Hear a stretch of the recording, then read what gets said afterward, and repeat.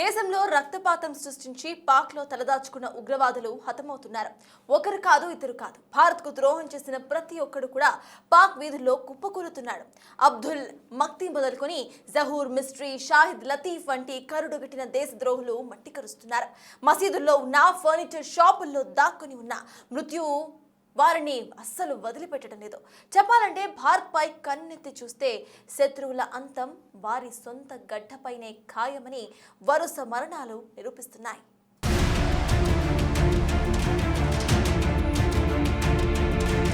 పాకిస్తాన్ ఒకప్పుడు ఉగ్రవాదులకు స్వర్గధామం. కానీ కొన్నేళ్లుగా అక్కడ పరిస్థితి మారింది.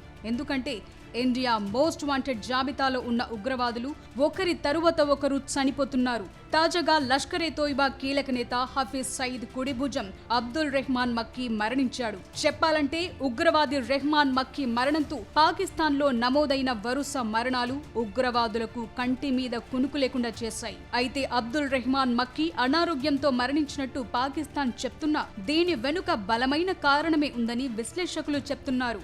వాస్తవానికి మక్కీ కేవలం ఉగ్రవాది మాత్రమే కాదు, లష్కరే తోయిబాకు వెన్నెముక వంటివాడు. సౌదీ అరేబియాలోని మక్కాలో చదువుకున్న ఇతడు అరబిక్, ఇంగ్లీష్ భాషల్లో ఆరితేరాడు.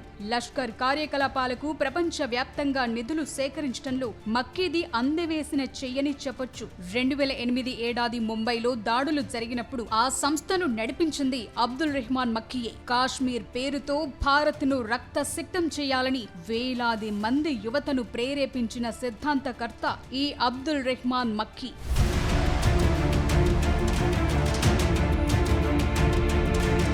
భారత్ మోస్ట్ వాంటెడ్ జాబితాలో ఉన్న ఉగ్రవాదుల్లో మరొకరు జహూర్ మిస్త్రీ. కరాచీకి చెందిన జహూర్ మిస్త్రీ జైషే మొహమ్మద్ ఉగ్రవాద సంస్థలో కీలక సభ్యుడు. ఇతడిని జాహిద్ అఖుంద్ అనే పేరుతో కూడా పిలిచేవారు. కరాచీలో ఒక ఫర్నిచర్ షోరూం నడుపుతూ ఉగ్రవాద కార్యకలాపాలకు ప్లాన్ చేసేవాడు. చెప్పాలంటే దేశ చరిత్రలో జహూర్ మిస్త్రీ ఒక చీకటి అధ్యాయం. 24 డిసెంబర్ 1999న ఇండియన్ ఎయిర్లైన్స్ విమానం IC-814ను హైజాక్ చేసిన 5గురు ఉగ్రవాదుల్లో మిస్త్రీ ఒకడు. నేపాల్లోని కాఠ్మండ్ నుంచి ఢిల్లీకి వస్తున్న విమానాన్ని హైజాక్ చేసి అమృత్సర్, దుబాయ్ మీదుగా ఆఫ్ఘనిస్తాన్లోని కందహార్కు తీసుకువెళ్లాడు. భారత్ జైల్లో ఉన్న ఉగ్రవాది మౌలానా మసూద్ అజార్ను విడుదల చేయటమే హైజాక్ ప్రధాన ఉద్దేశం. అయితే చివరికి ప్రభుత్వం అజార్ను విడుదల చేయాల్సి వచ్చింది. అయితే దశాబ్దాల తరువాత జహూర్ మిస్త్రీకి పాక్ గడ్డపైనే శిక్ష పడింది. మార్చి 1, 2022న కరాచీలోని అఖ్తర్ కాలనీలో తన ఫర్నిచర్ షాపులో ఉండగా బైక్ పై వచ్చిన 2 గుర్తు తెలియని వ్యక్తులు జహూర్ మిస్త్రీపై కాల్పులు జరిపారు. తలలోకి బుల్లెట్లు దూసుకుపోవటంతో జహూర్ మిస్త్రీ అక్కడికక్కడే మరణించాడు.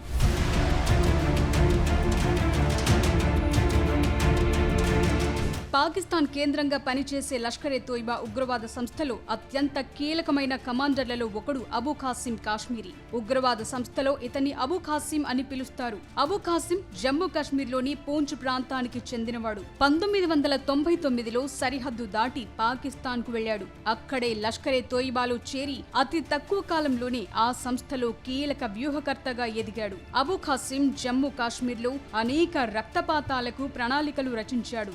రాజౌరి జిల్లాలోని దాన్గ్రీలో జరిగిన ఉగ్రవాద దాడికి ఇతడే మాస్టర్ మైండ్ అని భద్రతా దళాలు గుర్తించాయి. ఈ దాడిలో 7గురు పౌరులు మరణించారు. పీర్ పంజాల్ ప్రాంతం గుండా ఉగ్రవాదులను భారత్లోకి పంపటం, వారికి ఆయుధాలు, నిధులు సమకూర్చడం వంటి బాధ్యతలను ఇతడు పర్యవేక్షించేవాడు. అయితే పాకిస్తాన్లోని రావల్పిండిలో తలదాచుకున్న అబూ ఖాసిం అక్కడ సురక్షితంగా ఉండలేకపోయాడు. సెప్టెంబర్ 8, 2023న మసీదులో నమాజ్ ముగించుకుని వస్తుండగా గుర్తు తెలియని వ్యక్తులు పాయింట్ బ్లాంక్ రేంజ్ లో ఇతనిపై కాల్పులు జరిపారు. బుల్లెట్లు శరీరంలోకి దూసుకుపోవటంతో అబూ ఖాసిం అక్కడికక్కడే మరణించాడు.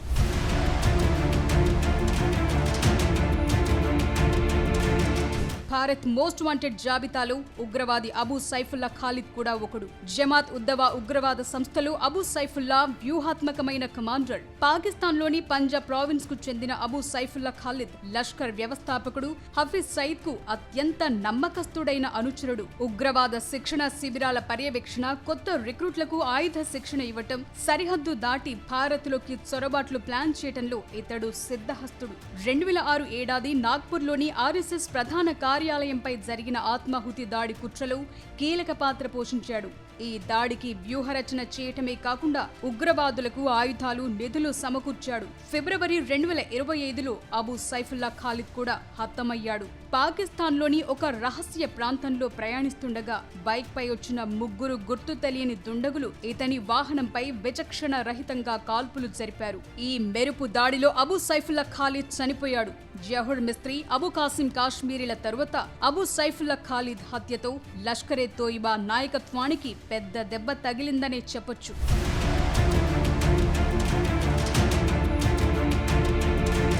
జైషే మొహమ్మద్ ఉగ్రవాద సంస్థలో అత్యంత కీలకమైన కమాండర్లలో ఒకడు షాహిద్ లతీఫ్. ఇతన్ని బిలాల్ అని కూడా పిలుస్తారు. పాకిస్తాన్ పంజాబ్ ప్రావిన్స్ లో ఉన్న గుజ్రాన్వాలా ఇతని స్వస్థలం. 1994లో ఉగ్రవాద కార్యకలాపాల కోసం భారత్లోకి చొరబడిన లతీఫ్ ను జమ్మూ కాశ్మీర్ లో భద్రతా దళాలు అరెస్టు చేశాయి. చెప్పాలంటే దాదాపు 16 ఏళ్ల పాటు భారత జైల్లో శిక్ష అనుభవించాడు.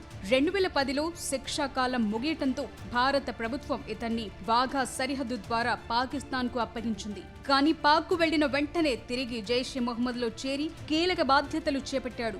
2016 పఠాన్కోట్ ఎయిర్ బేస్ దాడితో షాహిద్ లతీఫ్ పేరు తెరపైకొచ్చింది. చెప్పాలంటే పఠాన్కోట్ వైమానిక స్థావరంపై దాడి చేసిన 4 ఉగ్రవాదులకు పాకిస్తాన్ లోపల ఉండి దిశానిర్దేశం చేసింది ఇతడే. ఈ దాడిలో 7 భద్రతా సిబ్బంది అమరులయ్యారు. అక్టోబర్ 11, 2023లో షాహిద్ లతీఫ్ కూడా పాక్ గడ్డపైనే హతమయ్యాడు. మౌలానా మసూద్ అజార్ కు అత్యంత సన్నిహితుడైన లతీఫ్ మరణం జైషే ఆపరేషన్లను కుదిపేసింది.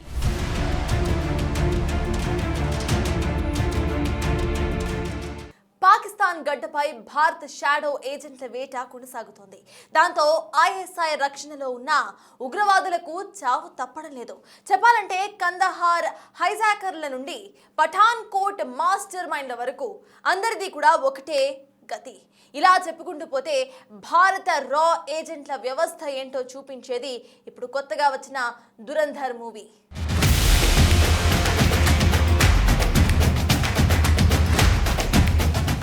దురంధర్. ఇప్పుడు ఈ పేరు తెలియని వారుండరు. ఎందుకంటే ఎక్కడ చూసినా దురంధర్ మాన్యాని.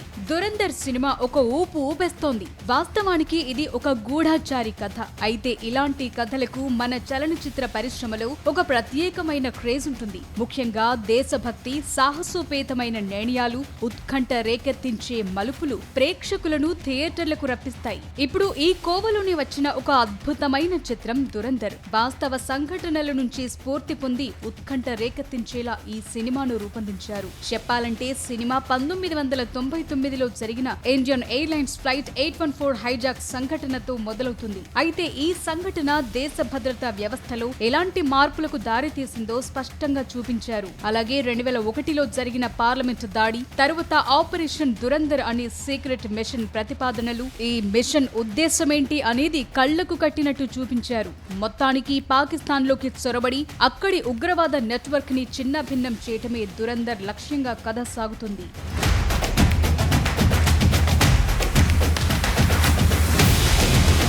సీన్ కట్ చేస్తే IC-814 కందహార్ హైజాక్ సంఘటన భారత చరిత్రలో ఒక చేదు జ్ఞాపకం. మన ప్రయాణికులను కాపాడుకోవటానికి ప్రభుత్వం 3 కరుడుగట్టిన ఉగ్రవాదులను విడుదల చేయాల్సి వచ్చింది. ఆ తరువాత ఉగ్రవాదులంతా పాకిస్తాన్ కు వెళ్లి దేశంపైనే మరిన్ని దాడులు చేశారు. ఆనాడు అనుభవించిన నిస్సహాయత ఇప్పుడు ఆ ఉగ్రవాదులు చనిపోయిన తీరు వాస్తవిక ఘటనలకు అద్దం పడుతుంది. వాస్తవానికి ఒకప్పుడు భారత్ పై దాడులు జరిగితే నిరసన తెలిపేది. కానీ ఇప్పుడు పరిస్థితులు మారిపోయాయి. శత్రువును వారి ఇంట్లోకి వెళ్లి కొట్టే రోజులొచ్చాయి. చెప్పాలంటే దేశ భద్రతా వ్యవస్థలో భారీ మార్పొచ్చింది. దౌత్యపరమైన పరిమితులను దాటి దేశం కోసం షాడో ఏజెంట్స్ పోరాడుతున్నారు.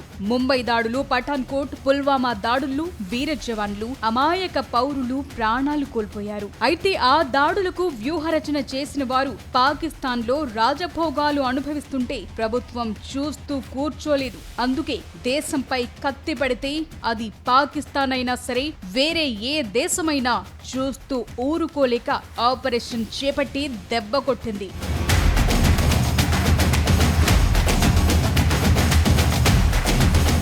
చెప్పాలంటే ఉగ్రవాదుల గురించి చెప్పటం వేరు, ఆ ఉగ్రవాద వ్యవస్థను వేళ్లతో సహా పెకిలించటం వేరు. బయట కాల్పులు జరపటం ఒకెత్తైతే శత్రువుల కంచుకోటలైన జైళ్లలోకి, హై సెక్యూరిటీ ఆసుపత్రుల్లోకి చొరబడి వారిని అంతం చేయటమే ఆపరేషన్. ఆ అసాధ్యమైన మిషన్ ను భారత సర్కారేంటో ప్రపంచానికి చూపించింది. వాస్తవానికి ఒక వ్యక్తి చనిపోవచ్చు, కానీ ఒక ఐడియాలజీ చావదు. ముఖ్యంగా గూఢాచారి అనేది ఒక వ్యవస్థ అని నిరూపించారు భారత ఏజెంట్లు. వాస్తవానికి ఒకప్పుడు గూఢాచారులు కేవలం సమాచారం మాత్రమే పంపేవారు, కానీ ఉగ్రవాదులను వేటాడడంలో నిఘా ఏజెన్సీలు కొత్త తరం వ్యవస్థను, అత్యాధునిక సాంకేతికతను ఉపయోగించాయి. ఉదాహరణకు ఉగ్రవాది మక్కీ మరణం ఒక మిస్టరీగా మిగిలిపోయినా అది దేశ వ్యతిరేక శక్తులకు ఒక బలమైన హెచ్చరికగా మారింది. భద్రతా దళాల రక్షణలో ఉన్న ఉగ్రవాదులను కూడా వారి సొంత గడ్డపైనే వేటాడడం చూస్తుంటే భారత్ రక్షణ నుంచి ఆఫెన్సివ్ మోడ్లోకి మారిందని చాటి చెప్పింది.